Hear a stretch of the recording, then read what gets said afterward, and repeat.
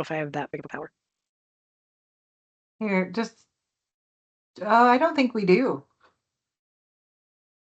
It's recording now.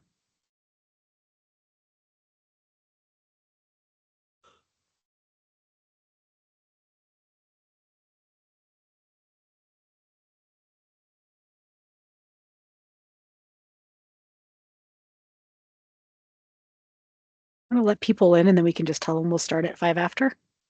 Sounds perfect.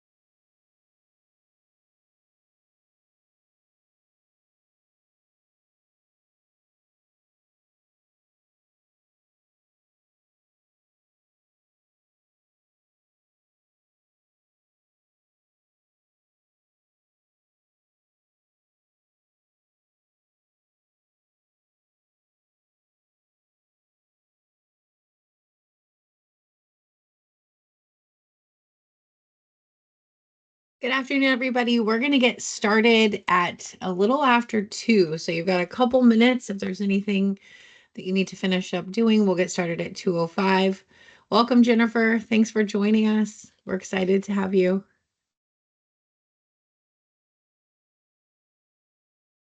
Thank you so much.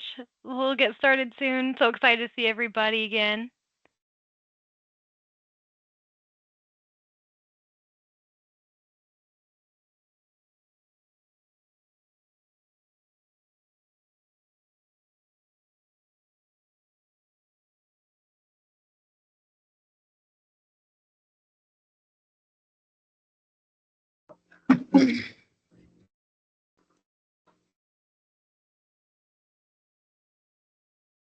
Says future commitment. And I asked about that and I asked her, I was like, well.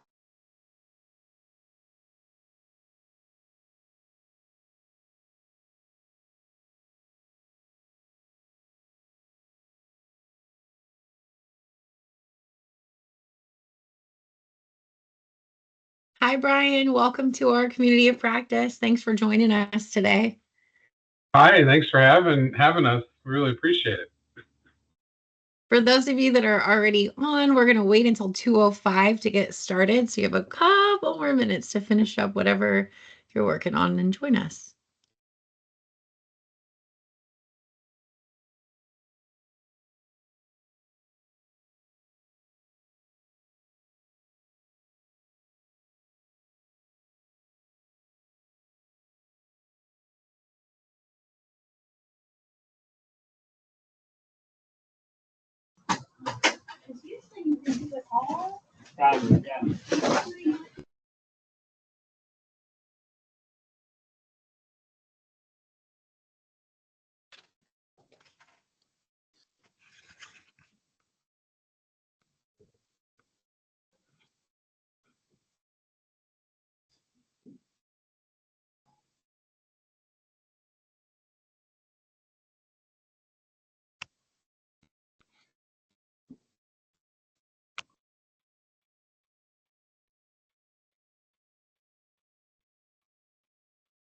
Yeah, but it's like, where do I go? You know, he has no answers to this.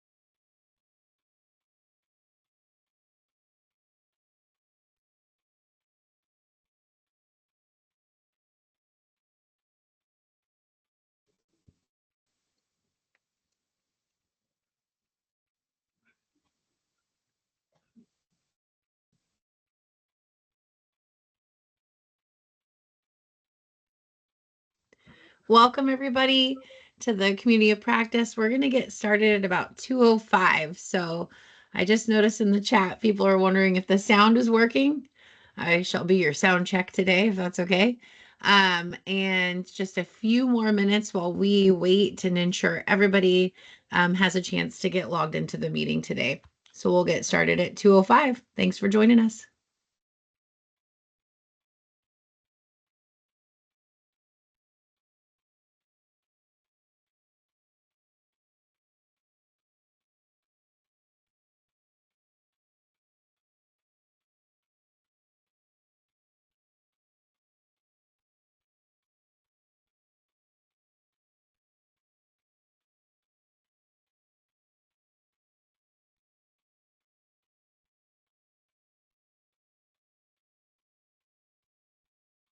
Hello. This is where I wish we could play music. Has anybody figured out how to play music at the beginning of things? I like that idea. I have my Alexa. I could probably ask her to play pretty much anything. Now that you've said Alexa, is it going to turn on? No, I'm like, is she? Will we be able to hear it though? Our computers are so good at like blocking out background noise. I don't know that anybody else would hear it. Oh, I see Brian's face. Hello, Brian.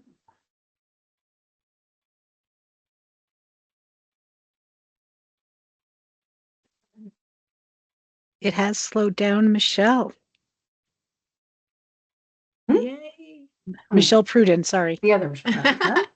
And you're Now right there's next to three each of other us on my the screen. call. Yeah. Michelle's. It's 2:05. All right, so we'll go ahead and get started. I'm going to turn it over to CJ. Me. Desi. Sorry, Desi. That's okay. Welcome everybody to our community of practice. We're going to just do a little housekeeping before we get started. On today's agenda, we are going to be going over our RISE culture.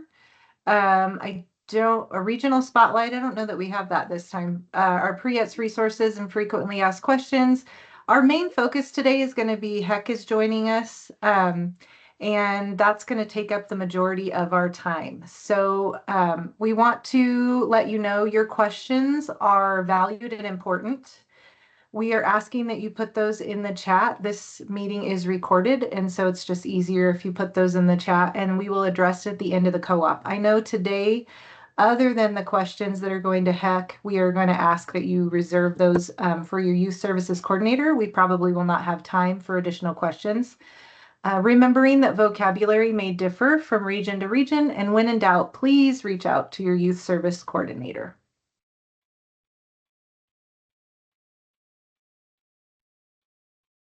So welcome to our RISE culture.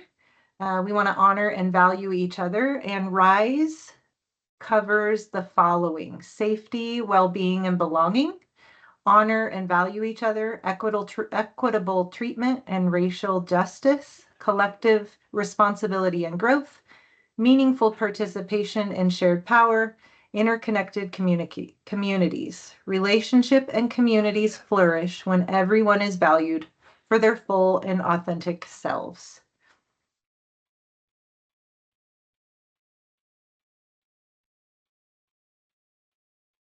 Thank you, Desi. Wanted to spend a couple minutes giving you guys just sort of the OSTC breakdown and what that's going to look like. Oregon Statewide Transition Conference is coming up March 12th through the 14th in Eugene. It'll be held at the Graduate Hotel, and it is for special education staff, agency staff, providers who work with students with disabilities who are in that transition phase. Registration is linked to this website or to this presentation, but you can also reach out to us and we can get you any registration information that you need from your youth service coordinator. And this recording will also be uploaded to the website, so you will have access to it there. So in order for the contract to support the funding needed for the transition specialist and or specialists and one administrator to attend OSTC.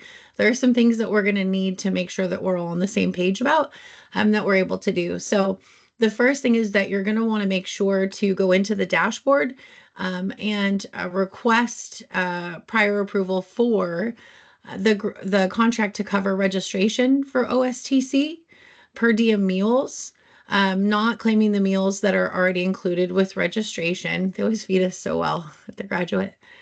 GSA mileage and GSA lodging rates, including taxes. So you'll want to make sure that you sit down and think about how much that's going to cost as you start to plan. Request that in the dashboard. And if you need support with that, you can reach out to your youth service coordinator. And then your youth service coordinator will go through that, contact you if there's any issues, and then approve them if there are not any issues.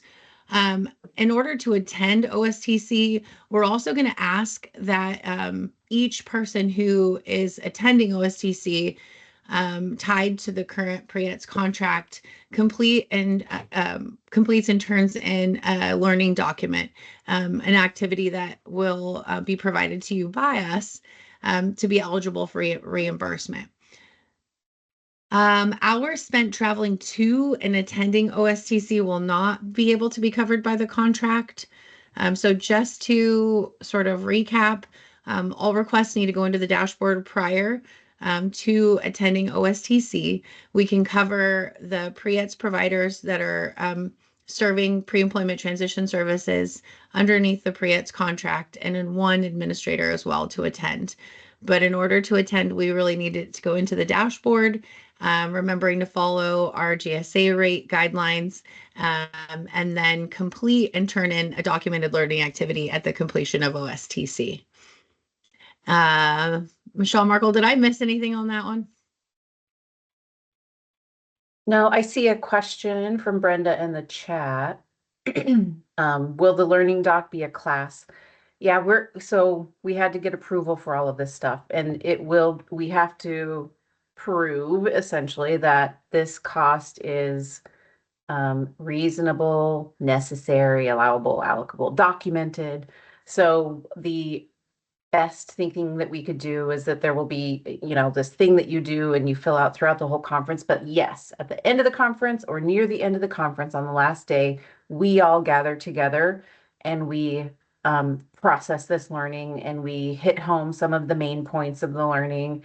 And this is how we justified being able to allocate the expense. So we look forward to spending time with all of you on that last day at OSTC to do this stuff. Thank you. Oh, it looks like there's people in the waiting room too.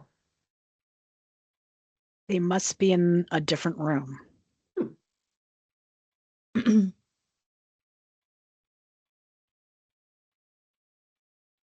Someone just came in. Did that I'm make gonna go sense ahead what I said? Yeah, okay. I have the privilege of announcing the job club for February 13th. And this is going to be scheduled at 1 to 2 p.m. And it's going to be regarding the automotive field. And there's going to be a lot of students, I am sure, that are going to be very, very interested in getting further information with regards to this industry and learning how they can advance in their careers in this industry. Just a reminder that we do require the Pre-ETS request forms. They're required to participate. There is a QR code on this, and this again will be published in our monthly digest. So you will have access to this QR code. And you will need to register for this event, and you need to register by February 7th.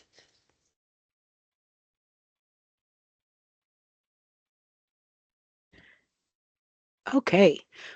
Typically, when we do community of practice, we do questions when we're done, but we are going to please, we probably will not get to your questions specifically for the youth service coordinators because we have some guest speakers today.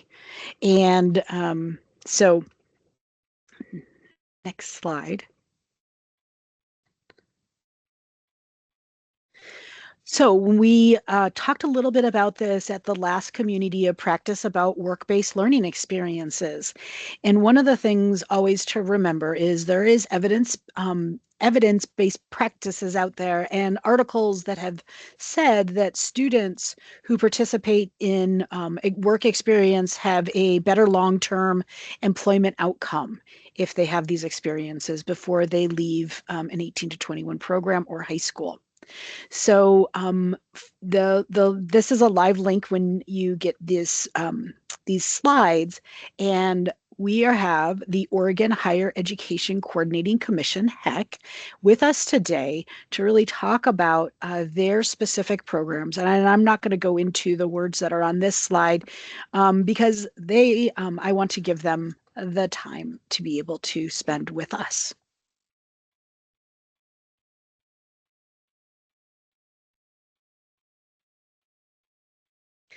So our spotlight today is the Higher Education Coordinating Commission, and we have Brian Neese and Jennifer Rice with us today to go over their different programs that HEC has under their WIOA Title I programs. So, Brian and Jennifer. Awesome. Thank you so much, CJ. Some of y'all might remember me from my short recent stint back at VR and the workforce team.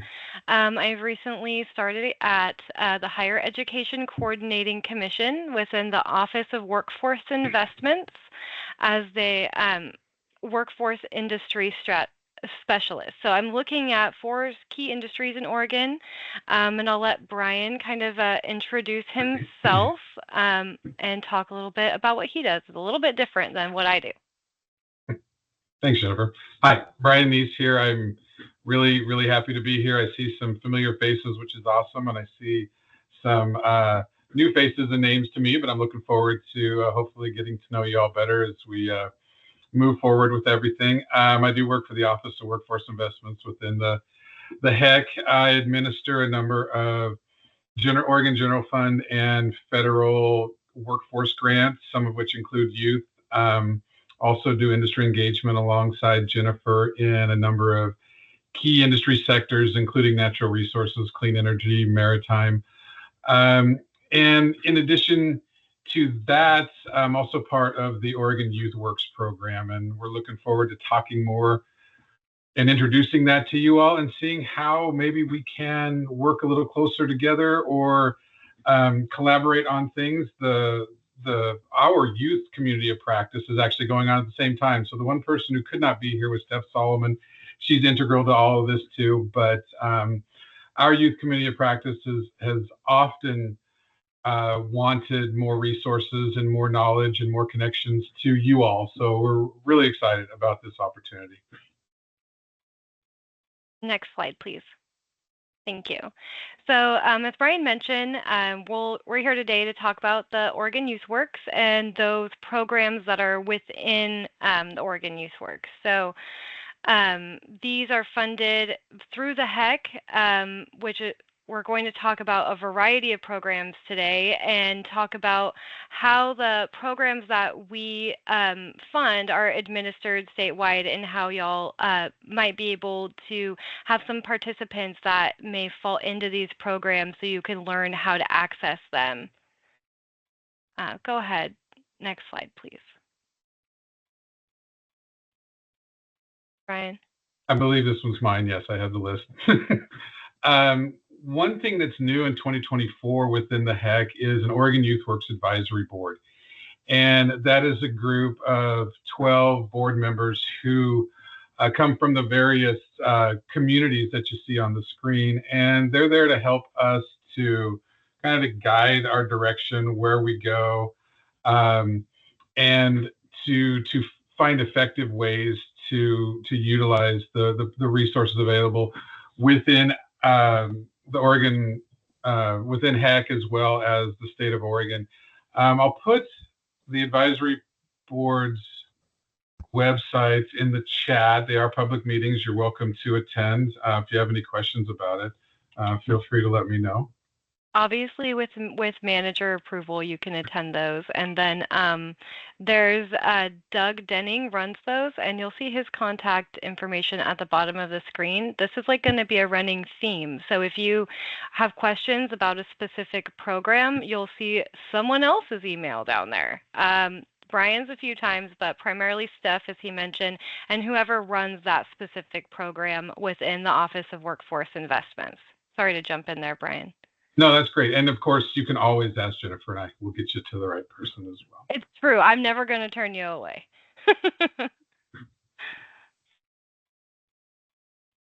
Oh, are we on next slide? Next slide. Okay, so these are the programs that the HEC funds. So we grant these funds to local service providers across the state. And this might be school districts, nonprofits, municipalities, the local workforce development boards get a lot of that, as well as tribes and other non-government organizations. So we're primarily a pass-through agency that provides funding directly to those local workforce development boards and to the community. So as we're going through these different programs, just kind of keep that in mind. And we'll have a slide later explaining the programs that the funding goes directly to the local workforce development boards. And we'll also show you a map so you can kind of figure out which board you need to get in contact with. And each board usually has a youth focus. So they have someone who's just focusing on youth, is what I meant to say. So if you need to get in contact with that specific person, you can always reach out to us, and we're happy to do a warm handoff so that you don't have to do too much research while you're trying to figure out who to get in contact with in your specific area. So just keep that in your back pocket. So if you're wondering how to connect and you're not sure how the board works or how any of this works, just know that Brian and I are a resource for you. Go ahead. Next slide, please. Thank you. I think this is Brian. Yep. And just to add a little bit to what Jennifer said, I do think we can, of course, always connect you. I think when CJ, Jennifer, Michelle, and I met, one thing that we thought about that maybe could come down the road is maybe combining a community of practice with our providers, you all, and maybe separate into rooms by regions, just to really give you an opportunity to meet them and talk to them ahead of anything you might want to do. But the first program I want to talk about is the Oregon Youth Corps. And the Oregon Youth Corps is administered by Jeremy Halod, and his email address is down below. And Oregon Youth Corps, I don't just want to read the screen. Essentially, it utilizes cohorts of youth that go out with the funds that are available into their communities and do things like wildfire mitigation, fuel reduction. They're out there learning hands-on, getting paid while they're gaining skills, as well as helping out their local communities. The participant age ranges from 13 to 24, and it definitely goes through all of those. Youth are a part of it. This is a grant that goes out from us to various nonprofits. It doesn't go through the local workforce boards necessarily. Some of them can be grantees, but not all of them. And as you can see, so far we've had over 1,400 youth participate in this. In addition to the hands-on experience, they also get coaching and employability skills as well. Next slide. Oregon Conservation Corps is similar, but not quite the same. It is part of the Oregon Youth Employment Grant that I'll talk about a little bit later, but it does similar things to communities. It engages youth in cohorts. Their team leads take them out. They do work in the local area to help communities to reduce the risk of wildfire, while at the same time they're gaining experience. They're working together, but they're also having experiences with the Forest Service, for one thing. So it can generate an interest in that type of work for them. The funds there are a little more substantial than the last one. There's $9.2 million. The age range is similar. Hillary Blackstone is the administrator for that. And if you have any questions about how to engage with her, just let her know. She's happy to talk to you about that. And one of the things with the Oregon Conservation Corps that we do a crew lead training every year where the crew leads from all of the nonprofits and other organizations that are involved come together to learn how to not only teach the youth the skills as this youth is using a chainsaw, but also they deal a lot with employability as well as just getting them to understand how to work as a team. One of the things that comes up in this is how to accommodate the youth with disability. And we do the best we can, but of course, you all know a lot more about that. But it's really important to us that all youth are able to be a part of this that want to be. So that's a big part of what we do with the Oregon Conservation Corps. Next. This is you, Jen, right? I'm doing this too? Okay. The Oregon Youth Employment Program, that's kind of the biggest one that goes out to the local workforce boards outside of federal grants. And this serves a number of participants from age 14 to 24. It's an incredibly flexible set of funding. We're going to talk about WIOA later, and I know you all know about WIOA. This is kind of the one that the local areas are able to utilize when something doesn't fit necessarily into WIOA. Lots of skills training, paid work experience, employability skills, as well as pre-apprenticeships and things like that. And that goes out to all 9 local workforce boards and their providers.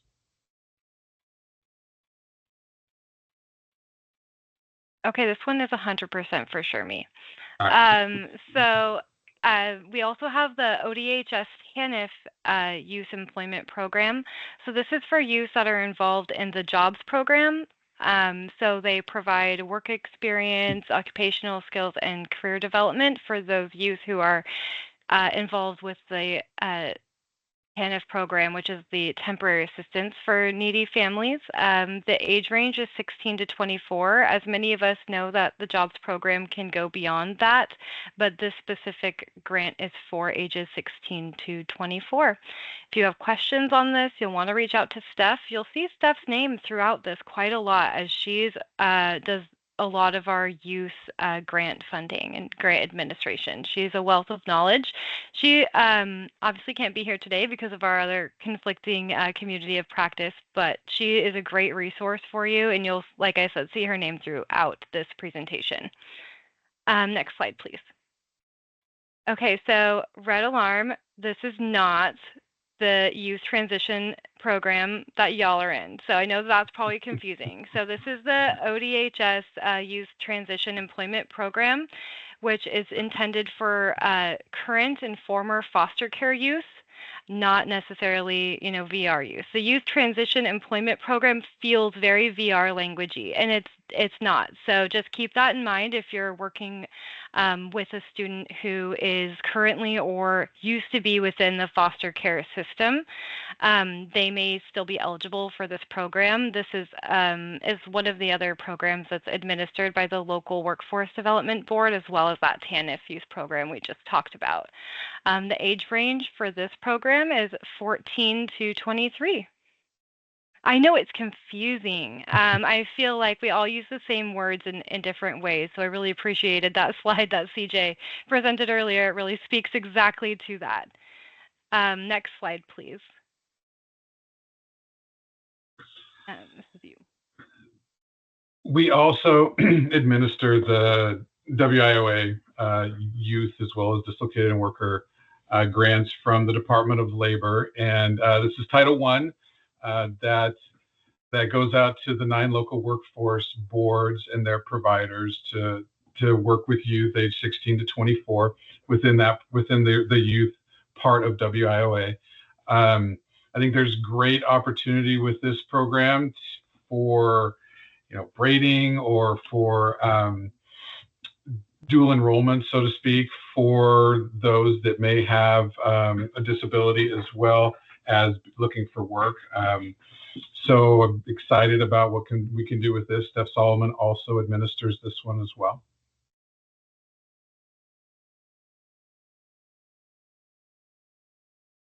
All right, well, this one got a little funny in the wash. So if you are trying to read these quotes, I will save your eyeballs and I will read them out to you in just a little bit, just so that is not triggering if you got some kind of a vision impairment, or if your eyes are okay like mine and it still hurts, and that's cool too. I'm here to share a little bit about the common theme among HEC's youth workforce development programs is providing access and services to youth and young people from underserved and underrepresented populations, such as people with disabilities. And, we look also at the intersectionality of disability with other underserved and underrepresented populations. The youth that are in these programs learn skills such as following directions, being team players.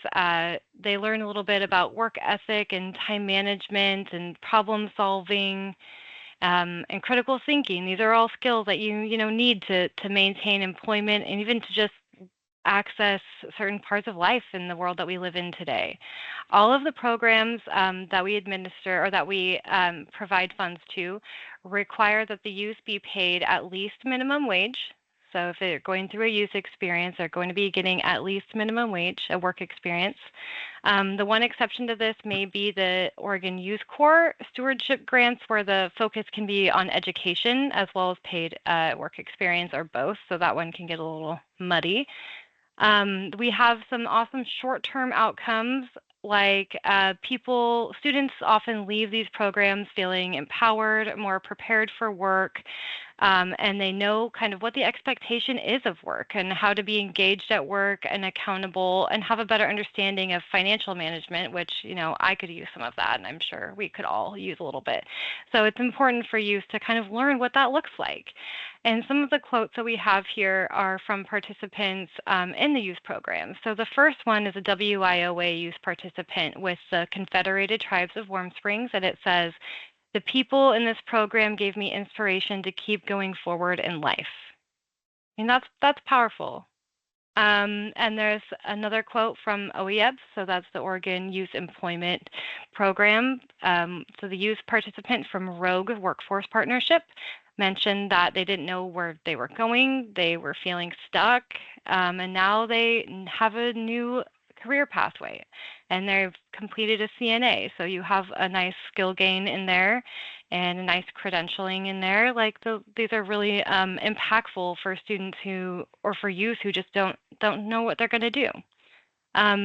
Much like CJ mentioned earlier, there are some significant long-term benefits for kind of being involved in some of these work-based learning experiences, such as, what does it feel like to show up every day?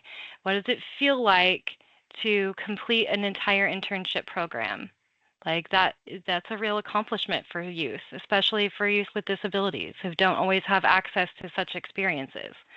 They're engaging with their communities, and they can, better meet the needs of business and industry now that they kind of have a taste of what that might look like. So they're not starting out with a new job, not ever having worked before.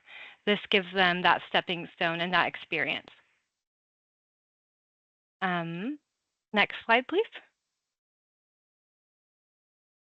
Some other grants that we administer that aren't specifically youth, but includes the age range for youth would be the work experience grant, and that is a state general fund grant that I administer, and with some priorities within work experience, on the job training type of situations, pre-apprenticeship, and this goes out to the 9 local workforce boards, and they're able to utilize it, especially for situations that maybe can't be covered with WIOA or another grant. For example, while the focus is on training, there are some support services that WIOA, at least our Title I, does not provide that this can. It can be very flexible.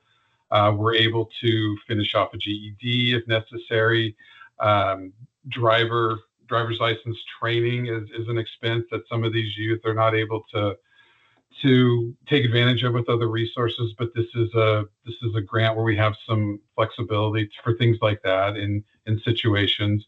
And as Jennifer mentioned on the last slide, and it goes along with all of these, we're talking about the grants in general, but each of the 9 local workforce boards are able to utilize them in ways that meet their community's needs. On the last slide, Jennifer talked about work experience and gaining that work history for someone that doesn't have it. The Willamette Workforce Partnership, the board that's local here to Salem and Yamhill County, they were able to use the funding to provide work experience to youth that don't have any work experience, period, and get them paid. So each one has some specific programs that benefit their area. So talking with the local areas can give you even a greater idea of what they have to offer to the youth in their area. Prosperity 10,000 P10K, you may have heard of that. That is another set of funding that goes out to the local workforce development boards, and it offers additional access to workforce programs for priority populations, and that goes to career coaching, occupational training, and that sort of thing. Stacy Calkins is the administrator there, and it goes down to 16 plus, so youth can definitely take advantage of that as well.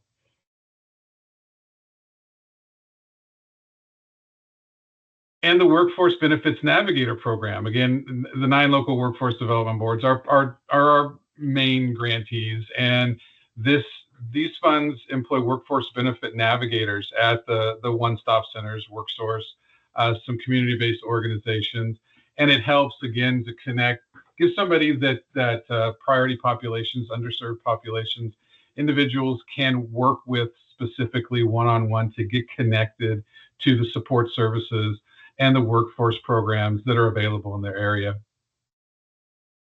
I think just briefly with that slide, I would just add that this is pretty new. And so not all of the local workforce development boards have the benefits navigator positions in place yet. So if you do start to interact with the board and talking to them about how to access their programs or anything kind of like that, just keep in mind that they may not have filled this position yet. So there are some new ones out there I've seen. I think even some open currently. Thanks. I think next, Michelle. Excellent. All right. So like I was talking about before, some of these grants go specifically to the local workforce development boards and some go to community-based organizations.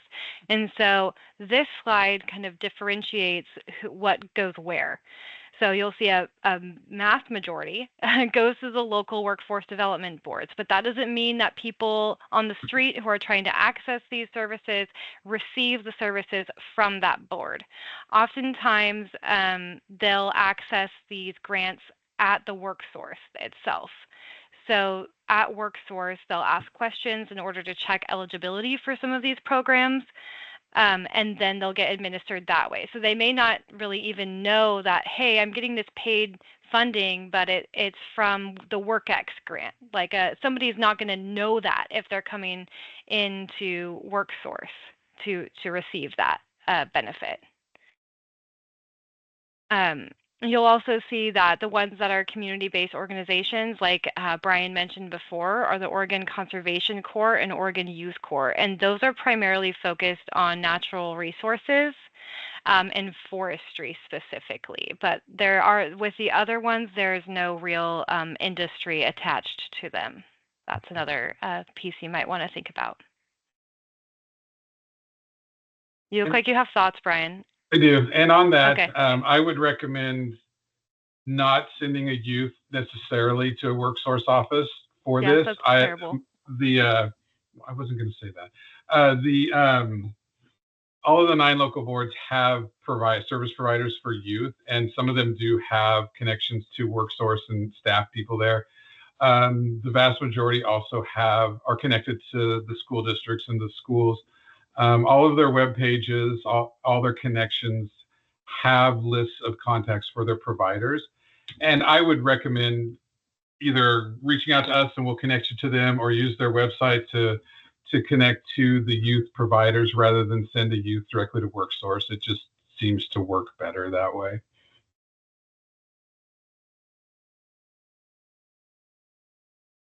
So you'll see the map. It's lovely, and you'll also notice that it does not remotely match the VR map. So when you're looking at this, just try to see, try to notice which workforce development board is in your area. And as Brian mentioned just a few minutes ago, if you're not sure how to engage with the like youth program directors or youth program staff at the local workforce development board, Brian and I are able to kind of connect you and do that nice, like, warm handoff so that you're not emailing into the void, which can feel lonely, right? So we can at least connect you to a real life person. So if you're noticing maybe, like, for example, in Michelle's area, she has SOWIB, the Southern Oregon Workforce Investment Board, as well as Rogue, right? And then she goes to Klamath, I believe, and holy moly, she's in East Cascade Works. So you got 3 different local workforce development boards. So that means 3 different youth specialty program folks within those boards, and then all of the different providers within those boards. So it can get complicated kind of fast, right? So if you need help demystifying this or trying to figure out who to contact, or you're, like Michelle, and you've got 3 areas and you're like, I don't know, just know that Brian and I are here to help figure that out with you and help you get connected and make really meaningful relationships with not only the program staff, but the providers as well. Yeah, and that does come up when we started, engaging with CJ and them, a year and a half ago. We talked to our providers at our local areas and asked, how's your connection with VR for the youth that you serve? And it was great. We did a lot, or it used to be great. I had this person, but as you know, people retire, people leave. We get new providers all the time. Rogue is hiring now for a youth program coordinator. So as Jennifer said, if you can't get a hold of somebody, let us know. There's 2 of us. We're not going anywhere. Jennifer's staying, whether she likes it or not this time. And we can help to make that, because things change. So we want to make sure that you have the most current information to make quality connections with our local 9 workforce regions. Yeah, next slide, please. Oh, yes, good point, Michelle. So as we're kind of looking forward and we're building this kind of new relationship with y'all, well, first of all, let's give each other some grace, because by golly gee whiz, there's a lot of really interesting language that we all use that's completely different than others, and some people are not going to know crap about disability, I'm be honest with you. So as you're kind of interacting with the local board, or if you're interacting with somebody who's administering some of these programs, or you have a youth in the program and they're not getting the support that they need, no one's doing this maliciously, honestly. People just don't know, right? They don't know how to help. And so this connection between VR and the boards is something that can be very fruitful for all the youth around the state. So we want to facilitate these connections between you, but also Brian and I specifically do industry engagement, where we're building relationships with business. And so if we're working with the youth and you and the boards and the business, we're all trying to make sure we're speaking common language and collaborating together for the common goal of helping that youth. So we appreciate even being invited to this space. This is so rare. So thank you so much for that. We feel honored. We have a common customer of that youth, so we're all here trying to support that youth and help, especially those youth experiencing disabilities, how to advocate for themselves, which I know is a pre-ET, and also understand that service providers aren't always going to have disability etiquette, and they might not know how to work with a student with disabilities. So just kind of keep that in mind as we are working working towards that goal of helping youth with disability have an inclusive experience and have a very meaningful work-based learning experience.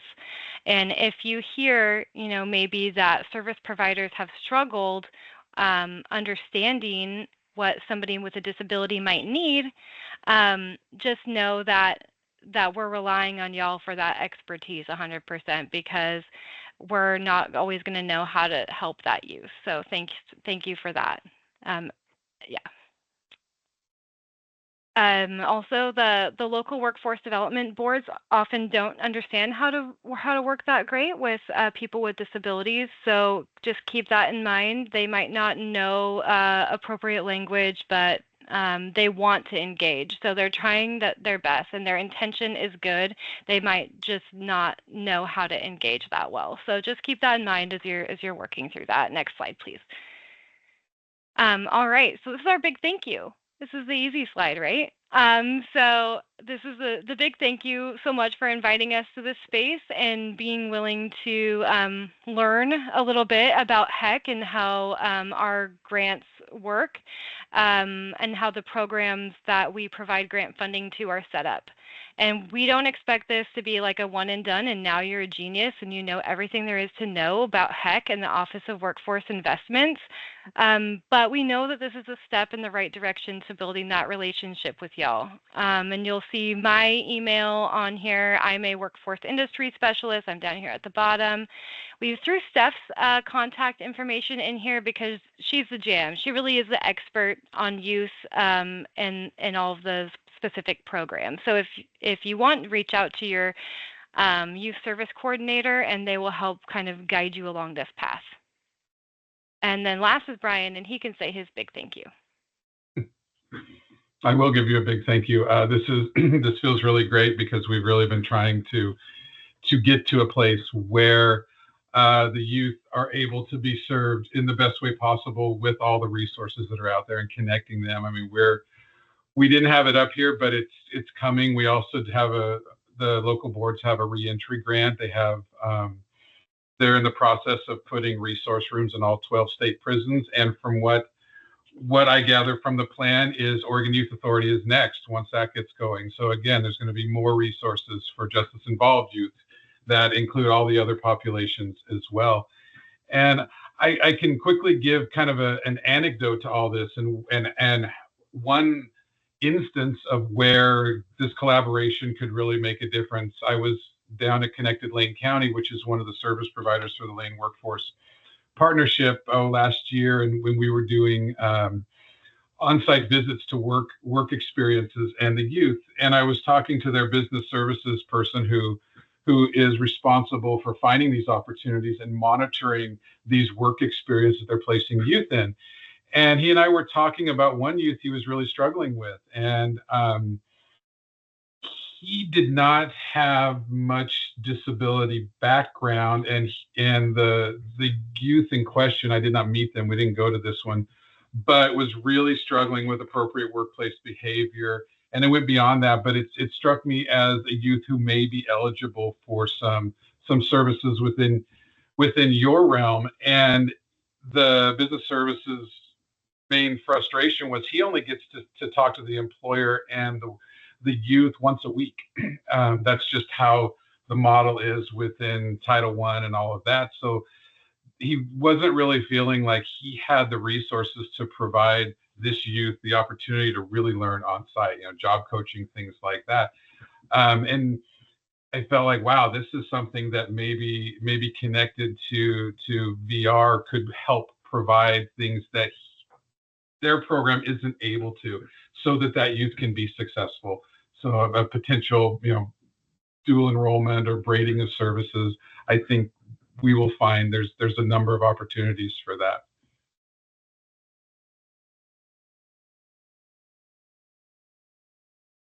Thank you so much. We're so glad you're here, and I know we are going to be spending more time with you. And I know that please reach out to your youth service coordinator for all those questions. We can really help connect you and make sure we're also going on that journey together, because that's what all of our goals are. So, all right. No, I think it's Derek. Hey everyone, we just wanted to say we had tried last month to do a poll within the meeting around statewide data reporting for pre-ETS, and unfortunately, with the teams and everything, people had difficulty accessing that poll. I think we only had 4 respondents. So it is a statewide data poll, and we will email it out regionally this week after today's meeting. So you should be seeing that soon. And just general questions on kind of what data points you might want to see in terms of what's going on with the contracts and the pre-ETS being provided, and number of students, different categories, these kinds of things. And then there's a write-in case you think of anything that is really near and dear to your heart that you'd like to request. So you should see that soon. Thank you. Thank you, Derek. And thank you, Jennifer and Brian, for joining us, and everyone for joining us in the community of practice.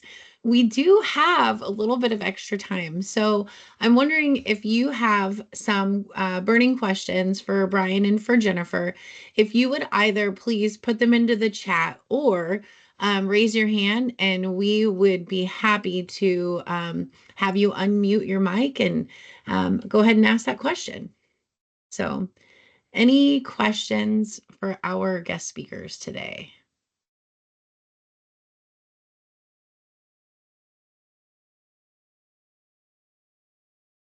We did give you a lot of information.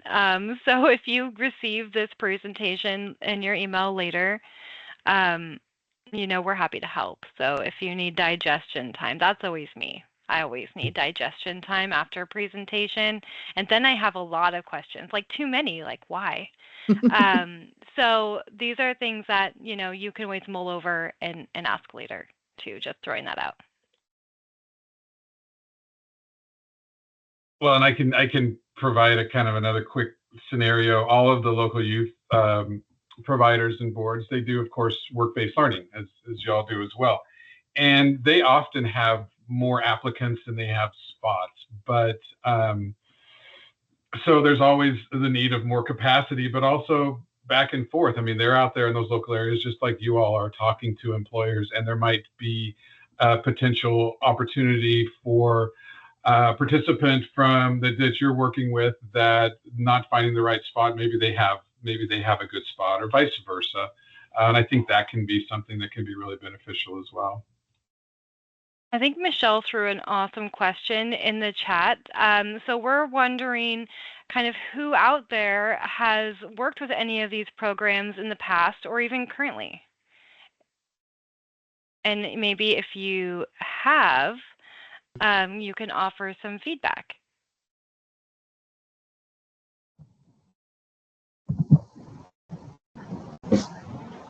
Hi, Tamara. I have actually worked the WIOA grant down here in Klamath County before.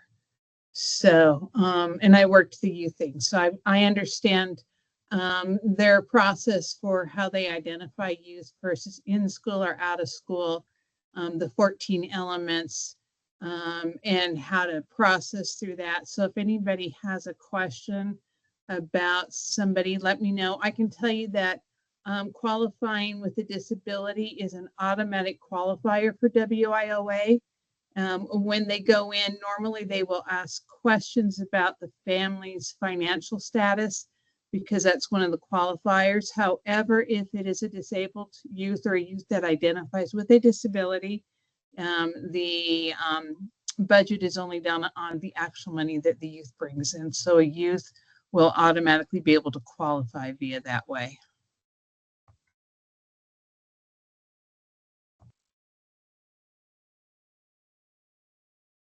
Thank you, Tamara, for sharing.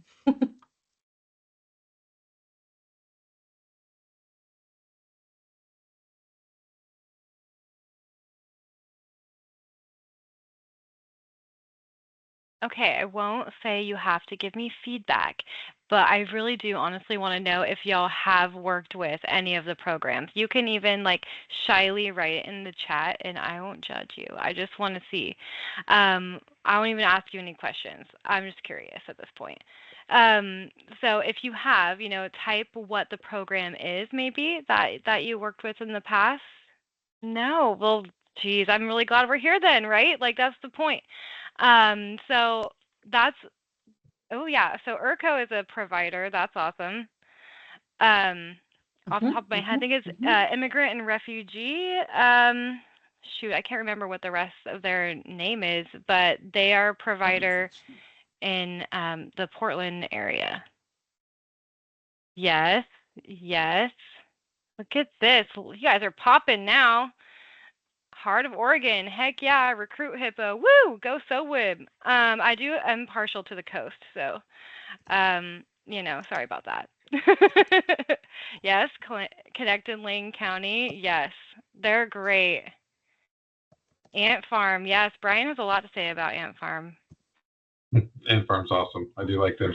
We did site visits with them last year with our federal project officer. She wanted to go see them, so that was really cool to have her buy-in as well. And Susan, you mentioned ERCO. Were you a part of that last year? I want to say it was the Transitions Conference, but it might have been in service. We were there, and Clackamas, their youth transitions. They had a session specifically on working with a couple of youth, and that really showed the collaboration that can happen between you all and the programs that we serve as well. Yeah, we co-presented together.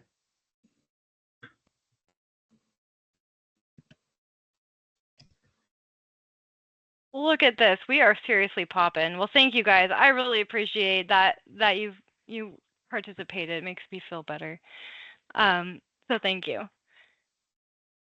And dislocated worker. Yeah, and right now, as we mentioned, Steph is hosting our community practice, and she's kind of asking the same questions too. And we've asked it before, so I think it's sometime in the future we need to meld them together for a session to really allow you all to talk at the local level and see how much you can accomplish working together. Awesome. Well, thank you again, everybody. Thanks for your participation too. Appreciate that. I know that's not easy and it's not always fun, but thanks for doing it. Thank you both for joining us today. We appreciate your time and your energy. Wonderful to see you.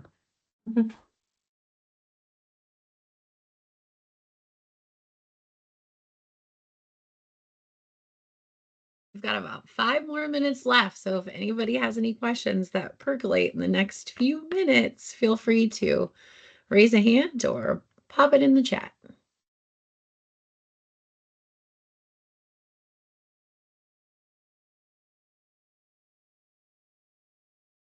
This would be the opportune time for music, wouldn't it?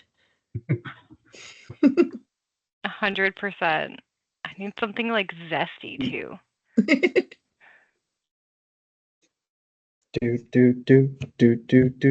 Oh, Derek, that's zesty indeed.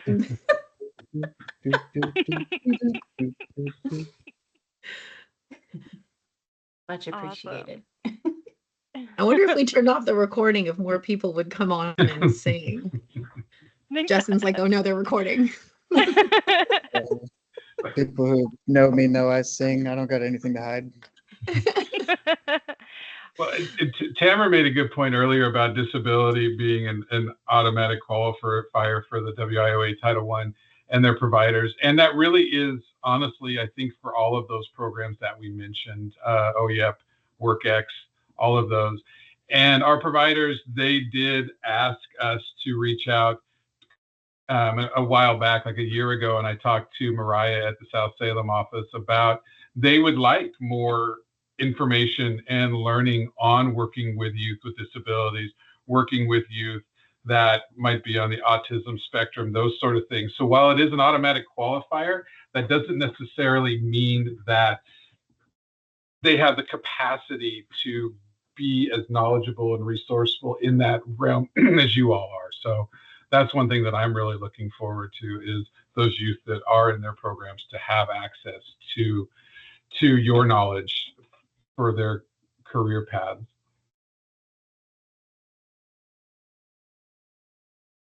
I have my hand raised because Michelle has her hand up. I have a question. And I so apologize if this was in your PowerPoint because I did get distracted a time or two. But I'm thinking of two different resources that I've seen before. One is like an interactive map of all of the programs. Do you know what I'm talking about? Was that in your PowerPoint? And does it still exist? And then I also just saw like, I think we might used to have exchanged like an Excel of funded programs and contact information. I'm wondering if those are some things that we can bring back to the forefront to, because, you know, I'm thinking Mary Jane's like, I would love to know more how to connect. Gosh, if we could just provide the list of 11 different names that are across your area and region, and, you know, you pick up a phone and say, how can we partner and how can we make this work? That's, you guys all know, like that's that grassroots kind of ground level stuff is where the magic happens in Oregon. So, but can anybody else think of the interactive map thing that I'm thinking of? You know what I'm talking about? I'll pop the link to that map in the chat in the next couple minutes. It's real? Okay, yeah, I didn't make it up. Okay, right on. Thank you. I'm looking forward to seeing it too, because You don't know what to say. No, I mean, I see all the names over here and I've gone out and visited them, but yeah, a map would be really terrific. But Michelle, you know what I'm talking about, yeah? Okay. I do. I think it came from Jennifer, actually. So I'm just sending it right back to Jennifer. Right on. Okay. And then I know that we are almost at time. So Justin, I'm going to request, if it's okay, if you could please take that question to your youth service coordinator, because I'm not sure that it's a question we could answer in 2 minutes or less. And I want to make sure that it's given its time and space. I will stay on to put that link in the chat for anybody who wants it now or wants to come back and grab it. Otherwise, thanks everybody for being here today. We appreciate your time. Yeah, thank you for having us. This was great. I've been looking forward to this for quite a while, so I'm happy to see y'all. Thank you. We will have you back. Great.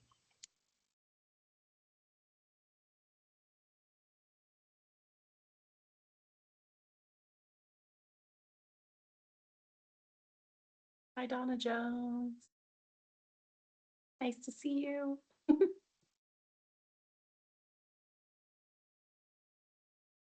Nice to see you. Is Holly still on to stop recording? Where are the faces? Does it matter who's